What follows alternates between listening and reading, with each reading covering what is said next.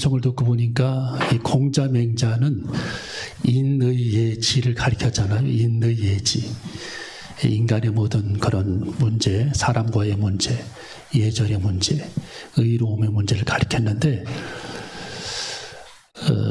중국의 노자는 이 자연을 보고 그 하나님의 자연계시, 하나님의 창조한 자연을 보고 영적인 그 질서, 사람의 질서를 알게 해주었죠. 그런데 예수님은 오늘 여기 찬송가의 내용처럼 우리들을 구원하시기 위해 세상에 오신 분이 예수님입니다.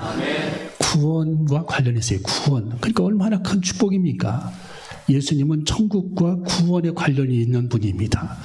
자, 오늘 여기 성경에 보면은 미가라고 하는 그런 미가 선지자는 예수님을 딱 두 가지로 정의를 했습니다. 이 사람이 유언을 할 때에 막 A4 용지로 15장씩 쓰면은 무슨 내용인지 사람들이 몰라요. 자녀들이. 그 내용이 그 내용 같으니까 1, 2, 3, 4 딱딱딱 떨어지게 설명을 해야 그 내용을 알 수 있어요. 미가는 길게 예수님을 정의하지 않았어요. 예수님은 어떤 분이냐? 예수님은 딱 두 가지 때문에 이 세상에 오셨다. 물론 그 이외에도 많이 있지만 가장 중요한 것, 핵심적인 내용 두 가지를 꼽았습니다. 그게 뭐냐? 예수님은 이 세상 사람들을 다스리시기 위해 세상에 오셨다라는 겁니다. 우리 한번 알고 다스리시기 위해 오셨다. 자, 독재자가 이 사람들을 다스리게 되면 공산국가가 되지만 의로운 사람이 나라를 통치하면 민주국가가 됩니다. 여러분, 예수님은 의로우신 하나님의 아들이셨습니다. 그 의로우신 분이 이 땅에 오신 이유는 오늘 여기 미가서 선지자가 뭐라고 말씀해 주셨습니까? 자, 5절에 보니까 가로되 유대 베들레헴이 오니 이는 선지자로 이렇게 기록한 바. 미가죠. 또 유대 땅 베들레헴아 너는 유대고을 중에 가장 작지 아니하도다. 내게서 한 다스리는 자가 나와서, 다스리는 자는 예수 그리스도를 의미하는 겁니다. 예수님의 출현을 이미 미가 선자는 예언하고 있어요. 예수님이 나타날 거야. 예수님께서 오실 거야. 물론 구약 성경에 240번이나 우리 예수 그리스도의 탄생을 성경은 예언하고 있는데 미가도 예수 그리스도를 예언하고 있어요. 미가 선지자도. 그분은 다스리시는 분이시다. 여러분, 10명의 사람들이 지금 삥 둘러 원을 그리고 서 있는데 그 공동체 안에 예수님의 다스림을 받는 사람들이 모였다면 그들은 큰 소리를 내지 않습니다. 인간적인 어떤 말투나 과격한 그런 말투를 내지 않는, 왜? 그 가운데 예수님께서 서 계시기 때문입니다. 할렐루야. 예수님께서 우리들의 공동체 안에 서 계신다라고 우리들은 믿어야 되고, 항상 우리 예수님은 우리들의 공동체 안에 주님은 서 계시는 거예요. 그래서 누가복음 17장 20절에 바리새인들, 유대인들이 예수님에게 질문을 하죠. 하나님의 나라가 어느 때 임하나이까? 질문 자체가 잘못된 겁니다. 언제 이 땅에 우리들이 독립을 하고 우리 땅을 지배해서 다스리는 로마 사람들, 이 식민지 국가인데 이들을 예수님께서 언제 몰아내시겠습니까? 그 질문이거든요, 그게. 언제 하나님의 나라가 임하겠나이까? 라고 예수님에게 질문을 합니다. 그랬더니 우리 예수님께서 대답을 하시기를 하나님의 나라는 너희들이 질문한 그 내용, 여기 있다 저기 있다 그 내용이 아니라 하나님의 나라는 이미 너희 가운데에 있느니라. 이게 무슨 내용입니까? 너희들이 지금 20여 명이 서 있고 30여 명이 서 있는데 이 공간 안에 내가 지금 서 있기 때문에 하나님의 나라는 이 공간 속에 이미 이루어졌다는 뜻입니다. 하나님의 나라는 이 공간 속에 이미 이루어졌다. 할렐루야. 너희들은 이미 이 시간만큼은 나의 통치를 받고 있다는 뜻입니다. 여러분이 식탁 위에서 주님의 통치를 여러분이 받고 있는 겁니다. 하나님의 재단에서 주님의 통치를 여러분이 알게 모르게 받고 있는 겁니다. 우리들이 그 의식 세계를 벗어나게 되면 주님의 통치하시면서 우리는 벗어나게 되는 거예요. 예. 항상 우리 주님께서는 우리들의 목전에서 내 대화를 들으시고 우리들의 식탁에서 우리들의 소리를 들으시고 여러분의 가정에서 여러분의 소리를 들으시고 하나님의 제단에서 여러분의 소리를 듣고 계시는 분이 주님이십니다. 할렐루야. 그래서 우리는 예수님께서 그 말씀하신 의미, 하나님의 나라는 이미 너희 가운데에 있느니라. 내가 서 있는 이 시간만큼은 이미 너희 가운데에 하나님의 나라가 임했다라는 뜻입니다. 여러분, 주님의 통치 아래 거하게 되면 우리들이 가장 먼저 받는 첫 번째 혜택이 뭐냐?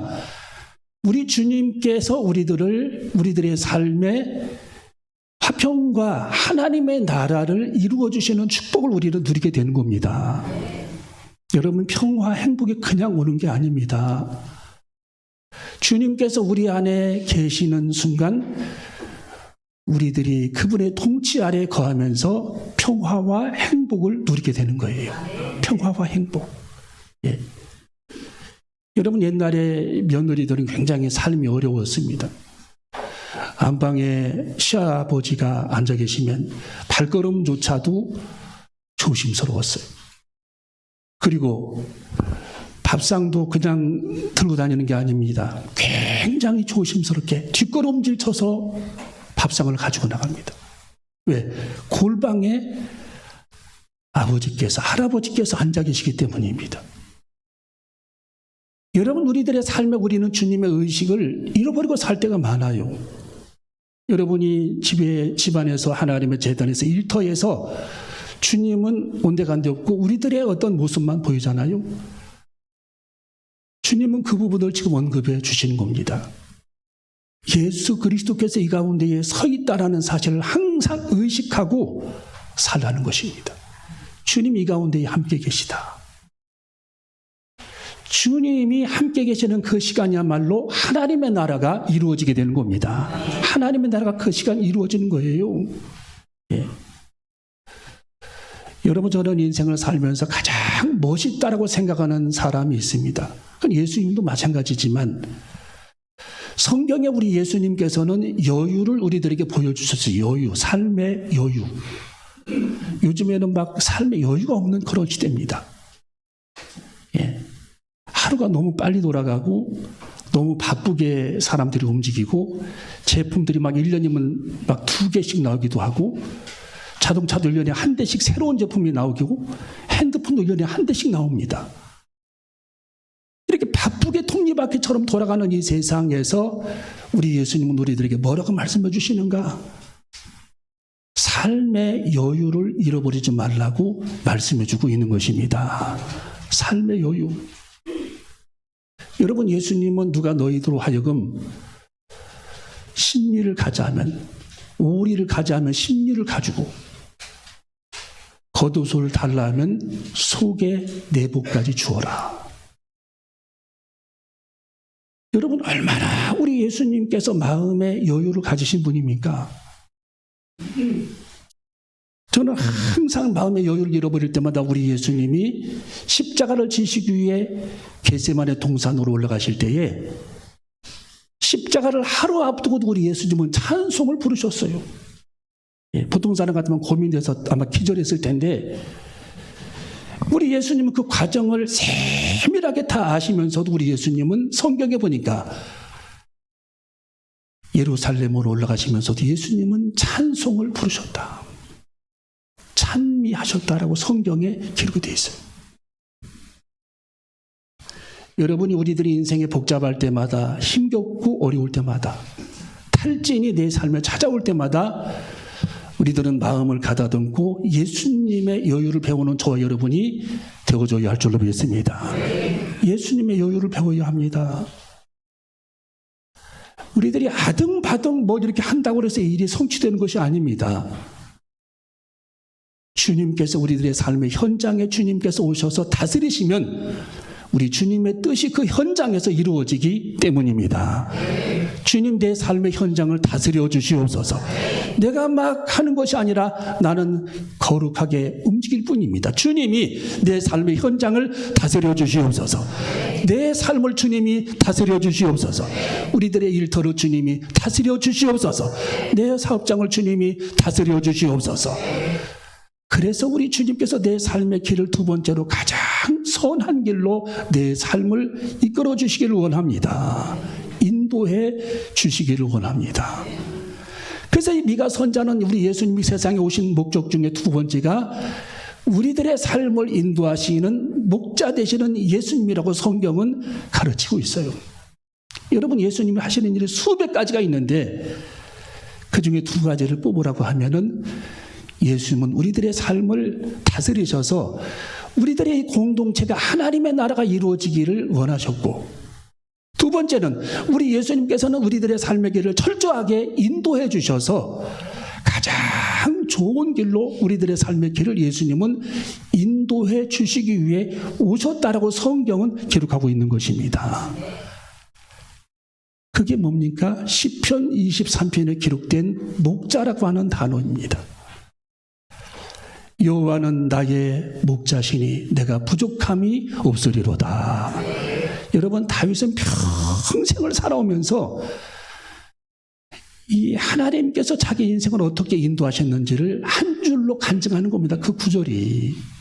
그렇게 살아라, 그 내용도 물론 필요하지만 나는 이렇게 주님의 인도를 받았다라고 간증하는 내용이에요. 여호와는 나의 목자시니 내가 부족함이 없으리로다. 주님이 내 삶의 길을 인도해 주셨다라는 겁니다. 그 내용의 성경에 쫙 나오잖아요. 곰을 만났을 때, 양들에게 풀을 먹을 때 사자를 만나기도 하고, 이리를 만나기도 하고, 여러 가지 그런 어려움을 그가 겪었는데 그때마다 하나님께서 자기의 길을 인도해 주셨다라는 겁니다. 하나님께서 철저하게 하나님께서 자기의 삶의 길을 인도해 주셨다. 자, 그래서 오늘 여기 성경에 뭐라고 말씀이 기록이 되어 있습니까? 자, 우리 5절 말씀을 같이 읽어봅니다. 5절 말씀 시작.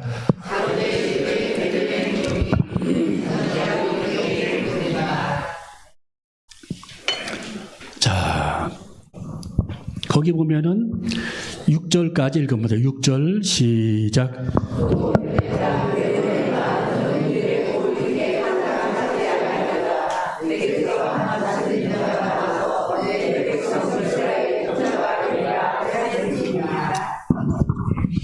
자, 여기 보면 6절 말씀 보면은 한 다스리는 자가 나와서 내 백성 이스라엘이 뭐가 되리라?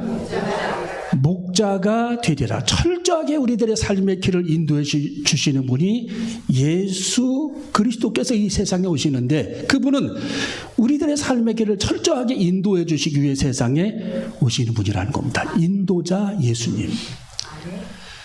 여러분이 한 달을 살든 하루를 살든 예수님께서 우리들의 삶의 길을 인도해 주시지 아니하면 참 인생이 고달픕니다. 예. 이리 부딪히고 저리 부딪히고, 예, 참 인생이 힘든 거죠. 예, 다 여러분들 겪어보셨을 거 아니에요. 예.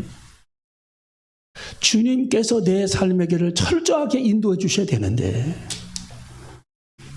예수님께서 우리 인생의 길을 인도해 주셔야 되는데, 마치 이스라엘 백성들이 하나님께서 홍해바다를 건너게 해주셔서 광야길로 들어섰을 때에 하나님의 16km마다 물샘을 준비해 주셔서 그들의 길을 인도하심 같이 하나님 내 삶의 길을 주님께서 인도해 주시기를 원합니다. 주님은 여러분의 인생의 길을 인도해 주시기 위해 오신 분이 주님이십니다. 그래서 우리는 주님께 인도를 받아야 되는데 어떻게 해야 주님께 인도를 받을 수 있는가? 이것이 가장 중요한 문제예요. 그것이 알고 싶어요. 첫 번째, 그게 뭐냐? 우리는 주님께 인도를 받기 위해서는 가장 중요한 것이 주님께 인도를 구해야 합니다. 여러분, 주님께 인도를 구하지 아니하면 주님께서 인도해 주시지 아니할 뿐만 아니라 주님께서 인도해 주셔도 그걸 주님의 인도라고 인정을 안 해버립니다. 철저하게 주님께 기도로 구하고 주님께 인도를 구하게 되면 주님께서 그 길을 인도해 주시는 것입니다. 여러분이 이런저런 이제 꽉 눌려가지고 인생을 살아갈 때가 많이 있을 텐데 걱정하지 마세요. 주님은 여러분들이 가지고 있는 그 문제의 해답을 이미 주님은 갖고 계십니다. 성경에 바다 모래알보다 더 많은 수를 주님은 갖고 계시다. 수가 뭡니까? 방법이에요. 바다 모래알보다 더 많은 방법을 주님께서는 알고 계시고 방법을 갖고 계시다라는 거예요. 기가 막힌 방법을 주님은 알고 계십니다. 여러분, 저는 하나님의 말씀을 펴놓고 이렇게 묵상을 할 때가 있는데, 물론 날마다 묵상을 하지만 날마다 하나님께서 말씀을 주시는 것은 아니에요. 어느 날 저녁에 이렇게 말씀을 이렇게 붙잡고 있으면 2시간, 3시간 붙잡고 있으면 주님이 집중적으로 되게 말씀하실 때가 있어요. 예. 그걸 막 적어야 합니다. 예. 근데 그걸 주님 말씀을 묵상하지 않으면 주님이 되게 그런 말씀을 주시겠어요? 내가 하나님의 음성을 들으려고 기다리지 않는데 주님께서 그 말씀을 주시겠어요? 엘리야가 비구름을 기다리지 않는데 그 말씀을 주시겠어요? 비구름을 주시겠습니까? 하나님 말씀을 집중해서 묵상하고 있을 때에 하나님께서 계속해서 말씀을 주실 때가 있어요. 어떤 날은요, 설교를 3편을 줄 때가 있어요. 3편을. 한 줄 주는 게 아니라, 예. 하루 종일 하나님의 말씀을 전해도 남는 분량의 말씀을 주실 때도 있습니다. 여러분, 우리가 하나님의 말씀을 여러분이 아침이든 저녁이든 묵상할 때에 주님이 우리들에게 말씀을 주시는 거예요. 말씀. 예. 기록된 말씀을 통해 레마를 주시는 겁니다. 깨닫는 하나님의 음성. 할렐루야. 기록된 성경의 말씀을 통해 레마, 깨닫는 말씀을 주시는 거예요. 그래서 로고스 하나님의 말씀을 통해서 레마, 깨닫는 하나님의 음성을 주시는 겁니다. 그래서 우리는 어떤 문제를 결정할 때에, 답답할 때에, 힘들 때에, 아주 멘탈이 나갔을 때에, 번아웃이 왔을 때에 여러분이 철저하게 하나님의 말씀을 붙잡고 주님의 음성을 기다려야 합니다. 주님의 음성 기다려야 돼요. 그리고 메모해야 돼, 메모. 예. 메모하지 않으면 다 잊어버립니다. 주님이 주신 말씀을 다 잊어버립니다. 그 말씀. 성경에 기록된 말씀은 하나님 말씀이 아니에요. 주님이 그때그때 내게 주시는 하나님의 음성도 하나님 말씀이에요. 하나님의 음성인 겁니다. 근데 왜 하나님의 음성에 우리들은 말씀에 그 귀를 기울이지 않고 주님이 내 속에 계속 던져주시는 하나님의 그 음성을, 세미한 그 음성을 우리들이 받지 못하고 인생을 살아가는가? 주님은 그렇게 우리들의 삶의 길을 지금 인도해 가시려고 내게 하나님의 음성을 주셨는데 왜 우리들은 그걸 눈치채지 못하고 그걸 듣지 못하는가? 여러분, 날마다 여러분이 하나님의 말씀, 기록된 말씀을 묵상하는 우리 모두가 되어줘야 할 줄로 믿습니다. 하나님의 말씀을 우리들이 묵상할 때 하나님은 그때그때 우리들의 삶의 길을 인도하실 하나님의 음성을 우리들에게 들려주시는 겁니다. 두 번째, 순종입니다. 자, 하나님께서 이렇게 하라고 우리들에게 말씀해 주셨는데 우리들이 순종을 해야 하나님께서 그 일을 이루어 가시는 거죠. 그런데 한 귀로 듣고 한 귀로 흘려버리면 하나님의 뜻이 나를 통해 이루어지지 않게 되고 우리는 하나님의 인도를 받지 못하게 되는 것입니다. 여러분, 동방박사들이 별을 보고 예루살렘까지 갔잖아요. 베들레헴까지 가고 결국 별에게 집중을 했어요. 집중. 예. 1800km를 걸어가는데 그 별에게 집중을 하면서 계속 걸어가는 겁니다. 예. 그 별은 예수 그리스도를 가리키는 별입니다. 왜? 예수님은 우리들의 삶의 길에 인도자 되시기 때문입니다. 예수님은 인도자의 인도자. 철저하게 우리들의 삶의 길을 인도해내십니다. 여러분, 성경에 엘리야가 도망 다닐 때에 하나님이 그를 다 인도하잖아요. 로뎀 나무에서 하나님이 그를 인도하고 호렙산까지 간 길을 하나님이 그를 인도하고 호렙산에 도착하니까 하나님께서 그를 또 인도해서 사명을 부어주시고 계속 하나님께서 그에게를 인도해 주셨어요. 여러분, 모세가 광야길을 들어서 200만 명을 데리고 다닐 때에 하나님이 그의 길을 인도해 주셨습니다. 철저하게 그에게를 인도해 주셨어요. 또 우리가 하나님의 인도를 받지 못하게 될 때가 간혹 있어요. 그게 언제냐? 원망하고 불평할 때에 하나님의 인도가 딱 끊기는 거예요. 여러분, 이스라엘 백성들이 여기 200만 명이 원망하고 불평했을 때 하나님이 그들을 인도하다가 딱 거기서 하나님이 중지시켰잖아요. 엄청난 일을 하나님께서 중지시킨 겁니다. 왜? 그들이 원망, 불평하니까. 이야, 나는 요즘에 이 성경을 원망, 불평에 대한 하나님의 말씀이 얼마나 많이 주시는지 몰라요. 원망, 불평. 왜? 이것은 이 땅에서 하나님의 천국 문을 가로막는 첫 번째 비결이 원망, 불평입니다. 이 원망, 불평하면은 하나님 보좌가 그냥 싹 닫혀버리는 겁니다. 예.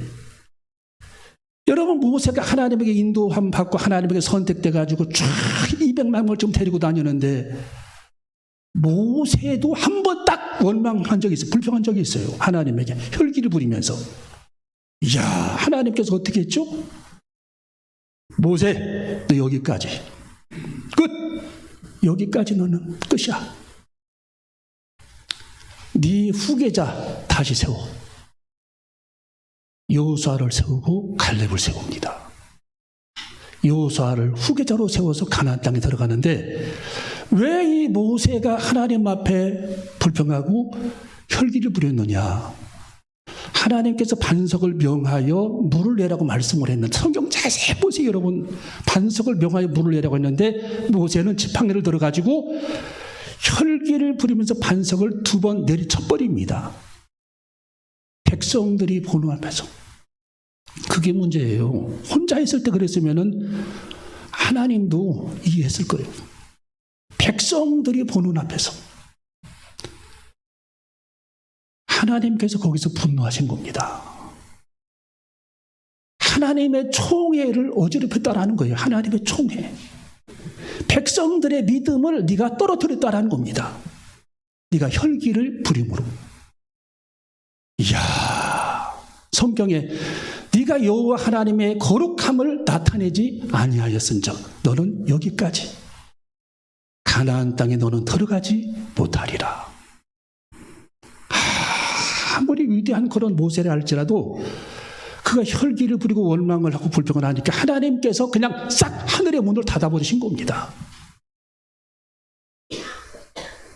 여러분, 우리는 금년 한 해 여러분이 신년도를 2026년 맞이할 때에 하늘의 문이 열리기를 원한다면 여러분이 직장에서나 가정에서나 교회에서나 원망, 불평, 이걸 우리들이 잠재워야 합니다. 여러분, 갈라디아 2장 20절에 내가 그리스도와 함께 십자가에 못 박혔나니 그런즉 이제는 내가 산 것이 아니요 오직 내 안에 그리스도께서 사신 것이라. 주님이 내 속에서 활동하시고 막 하나님께서 역사하시고 움직이시는 것은 내가 내 자아를 내가 굴복시키고 내 자아를 꺾고 내 자아를 쳤을 때에, 내 자아를 내가 굴복시킬 때에, 하나님의 영 성령으로 내 자아를 꺾어버릴 때에 하나님의 영 성령님이 내 삶의 길을 인도하고 예수님께서 내 삶의 길을 인도하신다라는 겁니다. 내 속에 주님이 살아계셔야 할 줄로 믿습니다. 여러분 안에 주님이 살아계셔야 합니다. 여러분 직장에 주님이 살아계셔야 합니다. 여러분 일터에 주님이 살아계셔야 합니다. 내가 하나님의 인도를 받기 위해서는 철저하게 내 자아를 꺾어내지 않고서는 주님께서 내 삶의 길을 인도할 방법이 없다라는 거예요. 인도할 방법이 없다.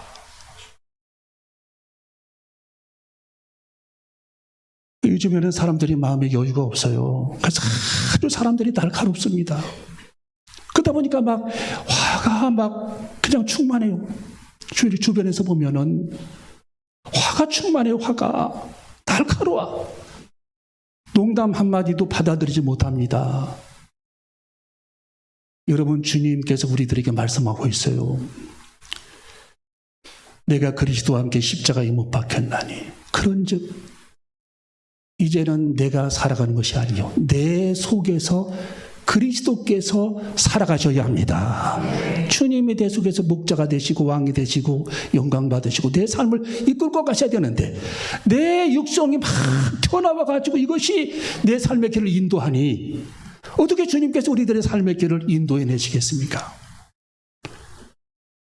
여러분, 우리는 철저하게 우리들의 육성이 무너지고 우리들의 강팍한 단단한 그런 돌짝밭이 무너져서 기경이 되어져서 주님이 여러분의 삶을, 내 삶을 혼연히 가장 좋은 길로 이끌어 가시도록 할 수 있는 저와 여러분이 되어줘야 할 줄로 믿습니다. 여러분, 세 번째로 주님이 우리들의 삶의 길을 인도하시기 위해서는 야고보 1장 5절에 나와 있죠. 하나님에게 지혜를 구해야 할 줄로 믿습니다. 주님은 지혜의 하나님이십니다. 지혜로우신 분입니다. 네. 가장 좋은 지혜를 우리들에게 주시는 분입니다. 우리들이 어떤 방법을 몰라 방황할 때에 주님 제게 지혜를 주세요. 주님 제게 지혜 주시기를 원합니다. 번뜩이는 주님의 지혜를 주시기를 원합니다. 하늘의 지혜를 주시기를 원합니다. 모든 사람을 꾸짖지 아니하시고 후히 주시는 하나님께 구하라. 그래야 하면 후히 주시리라. 우리는 주님께 지혜를 구하며 주님께 인도받는 저와 여러분이 다 되어줘야 할 줄로 믿습니다. 여러분, 주님은 약속을 지키시는 하나님입니다. 제가 오래전에 약속을 20년 전에 어떤 분하고 했는데 중요한 약속을 했어요. 시내에서. 근데 1시간을 기다려도 안 와요. 그 집에 왔는데 전화가 왔어요. 지금 나올 수 있겠냐고. 제가 못 나갔죠. 바빠서. 그 두 번째 약속을 잡았는데 역시 1시간을 기다려도 안 와요. 그래서 제가 다시 돌아왔어요. 꼭 나와달래요. 안 나갔습니다. 그 제가 차를 타고 오면서 어떤 생각을 했느냐. 이분은 안 봐도 인생이 훤히 보이는구나. 안 봐도 답이 나오는구나. 아니나 달라요. 지금까지 살아온 그런 여정을 보면 답이 나오더라고. 모든 매사에 그렇게 처리해요. 여러분, 예수 그리스도께서는 약속을 지키시는 하나님이십니다. 베들레헴에 오신다고 했는데 오셨잖아요. 사흘 만에 십자가를 지고 부활한다고 그랬는데 예수님께서 부활하셨잖아요. 십자가를 지시겠다고 했는데 지셨잖아요. 여러분, 예수님은 약속을 지키지 않은 적이 한 번도 없습니다. 여러분이 알고 있는 아브라함아, 너는 너희 본토 친척 아비 집을 떠나 내가 네게 지시할 땅으로 가라. 창세기 12장. 내가 너로 큰 민족을 이루고 네게 복을 주어 네 후손을 창대케 하고 네 후손이 대적의 문을 얻으리라. 여러분, 하나님께서 이 아브라함에게 약속을 했어요. 약속을. 너 복을 주겠다고. 네가 순종하면 내가 복을 주겠다고. 아브라함이 순종을 했어요. 이 순종도 보통 순종이 아니야. 1800km를 그냥 걸어온 거예요. 거기서. 예. 갈대아 우르에서부터는 2000km입니다. 2000km를 그가 쫙 걸어오고 지금의 터키 지방 하란 땅까지 왔어요. 거기서 또 900km를 왔어요. 하나님께서 이 아브라함에게 약속을 주셨던 그 말씀을 이 아브라함은 꽉 붙잡고 약속을 지키기 위해 지금의 이스라엘 땅까지 온 사람이 아브라함입니다. 근데 하나님께서 아브라함에게 약속을 지키셨습니까? 지켰어요, 안 지켰습니까? 하나님은 약속을 지키셨습니다. 내가 너로 말미암아 네 후손을 바다의 모래같이 많게 하고 너로 말미암아 네 후손들이 복을 받을 것이고 너의 허리로 말미암아 천하 만민이 복을 받을 것이다. 너의 핏줄을 통해 예수님이 탄생하게 될 것이다. 그 뜻입니다. 여러분, 유대인들은 하나님의 약속대로 복을 받았어요. 제가 지난달에 통계 자료를 이렇게 열어보니까 지금까지 노벨상을 받은 사람들이 965명이에요. 965명인데 유대인들이 노벨상을 몇 개 받았느냐? 220개를 받았어요. 220개. 예. 유대인들이 지금 이스라엘 나라에 800만 명이 살고 미국에 500만 명이 삽니다. 세계 인구의 0.2%야. 인구 밀도로 계산을 해서 학자들이 인구 밀도로 계산하니까 100배가 넘어. 100배가. 예. 100배가 넘는 하나님의 축복을 받은 민족이 유대인입니다. 이 통계 자료니까 아무도 그걸 부인할 수가 없는 거죠. 하나님께서 아브라함의 순종을 통해 복을 내려주신 겁니다. 여러분, 우리가 순종할 때 하나님께서 복을 주시는 겁니다. 아무리 우리들을 이끌고 하나님께서 가시려고 해도 우리들이 불순종하면, 원망하면 하나님께서 거기서 딱 올섭시키는 겁니다. 여러분, 우리는 이 땅에 연말연시 또 새해를 맞이하게 됩니다. 너무도 각박한 그런 인생을 살아가고 있습니다. 우리들의 마음의 크기를 넓히고 이해하고 받아들이고 용서하고 품고 넓은 태양처럼 넓은 그런 바다 같은 마음, 그런 마음으로 주님의 인도를 받는, 그래서 하나님의 축복을 받는 우리 모두가 되시기를 주님의 이름으로 축원합니다. 기도하시겠습니다.